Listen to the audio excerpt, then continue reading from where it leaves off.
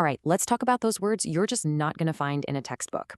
Today, we are diving into 4 words from Brazilian Portuguese that are, well, pretty much essential if you want to understand what's really going on in daily life in Brazil. You know you can nail all the grammar. You can order your coffee perfectly, but do you really know the language? Some of the most important words, the ones with all the flavor, they're not taught in a classroom. You gotta live them. They carry a cultural weight that a simple definition just can't touch. And that is exactly what we're getting into. These 4 words aren't just for talking. They're like these tiny, powerful keys that unlock a bit of Brazilian culture. They show you something special about the economy, the emotions, and even the social rules. First up, we've got a super practical one, boleto. Seriously, if you ever plan on buying or paying for anything in Brazil, you absolutely have to know what this is. So a boleto is basically a payment slip. Now, think about it. In a country where not everyone has a credit card or does online banking, the boleto is kind of genius. It's this bridge that connects online shopping and official bills with paying for them in person with good old-fashioned cash. And how it works couldn't be simpler. A seller creates the slip, you get it, maybe by email or you print it out, and then you just take it to a bank, an ATM, or even a lottery shop to pay it. It's an amazing system that makes sure everyone can participate in the economy, no matter how they bank. Okay, let's switch gears from money to feelings. Our next word is livramento, and it's a beautiful one. It captures that very specific emotion you get after a really fortunate narrow escape. At its heart, livramento is all about being saved from something bad, but it's so much more than just relief. It's got this deep sense of gratitude mixed in, like you just dodged a bullet that you didn't even know was coming your way. What's so fascinating is just how many ways you can use it. Sure, it can be about physical safety, but it's used all the time for those blessing in disguise moments, or even when you feel like, some higher power was really looking out for you. Here's a perfect example. You miss your flight, and you're just furious. But then, you find out it was delayed for 5 hours anyway.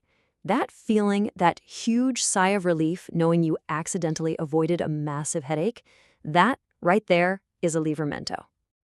And it can also be something you only realize later.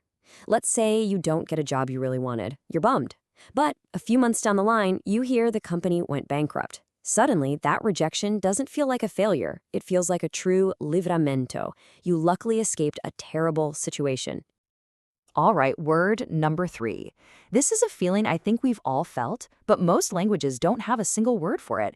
Get ready for ranço. This is what happens when you've gone way past just being annoyed.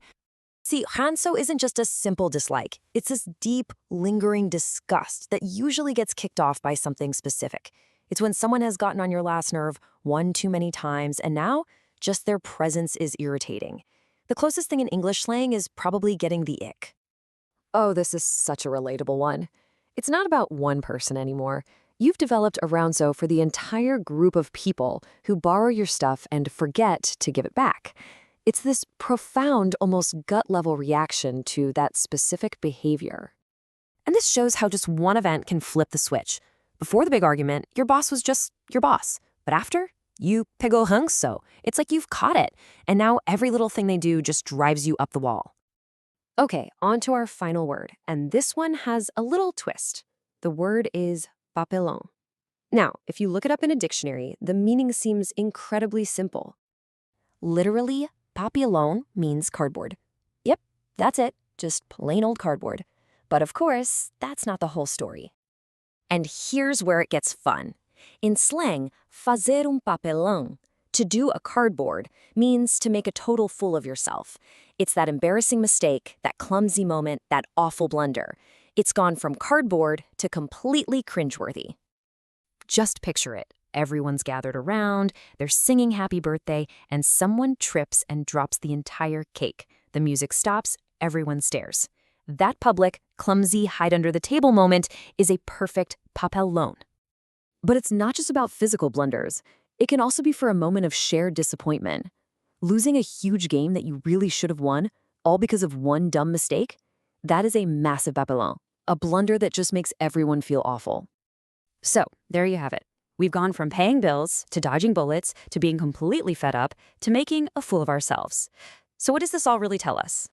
These 4 words, boleto, livramento, Ronso, and papelón, they do so much more than just translate an idea. They really give you a feel for the rhythm of daily life in Brazil. They show you a culture's practical solutions, its sense of fate, its pet peeves, and its sense of humor. That's the magic, right? Sometimes a single word can contain an entire world. And that kind of leaves me with a question for you. Every language has these little gems. So, what's a word in your language that's almost impossible to explain, but it says everything about where you come from? Something to think about. Thanks for tuning in.